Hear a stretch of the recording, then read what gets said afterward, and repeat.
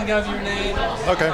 It's Alex HOHMANN, HOHMANN. And Alex, where's your home? And are you from this area? I live in Somerset, New Jersey, so I'm only about an hour away. Yep.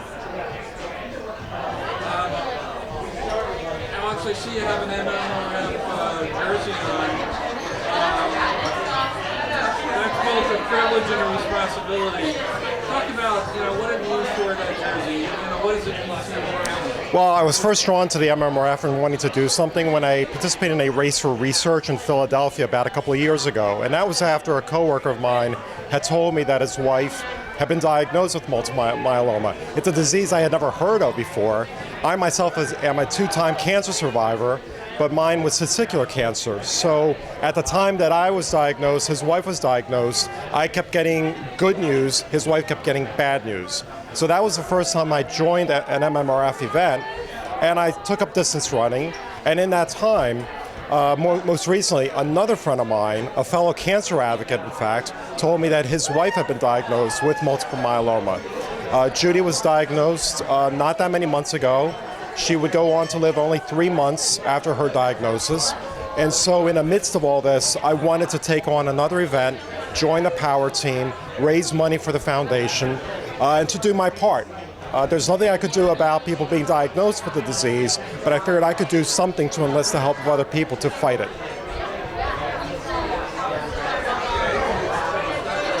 Now, when you join the embarrassing whatever, you have to do a marathon Ironman, or how do you approach that? Well, I had never run before until about 4 years ago. And it was primarily because of my own cancer that I took up endurance athleticism. And I had started doing 5Ks, and I did that, MMRF, Race for Research, which was only a 5K. And I figured, well, I should challenge myself a little bit more. I myself am 48 years old, or coming up on 48. I figured I should push myself a little bit harder. And so when the opportunity came up to do this race, I figured, why not? This is a good distance. This is actually my third half marathon. And actually from here, I intend to start doing marathons.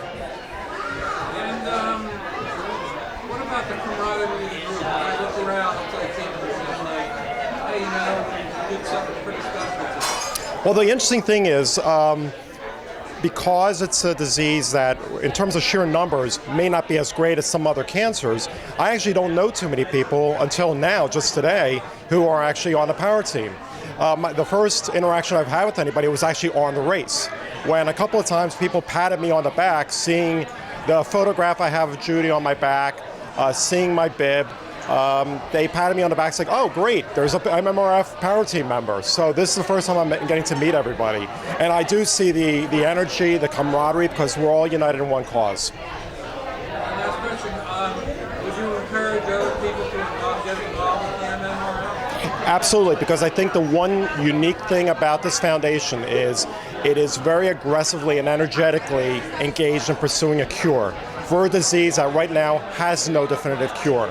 I think that makes it uniquely positioned. The foundation's done so much to increase collaboration among researchers. It's very effective. Just the record, and I keep telling people, just look at the record of drugs that have come on the market because of the work of the MMRF. There's a tremendously strong track record. So when you're contributing to this foundation, your money is being very effective. Okay. All right, thank you. Congratulations. Thank you.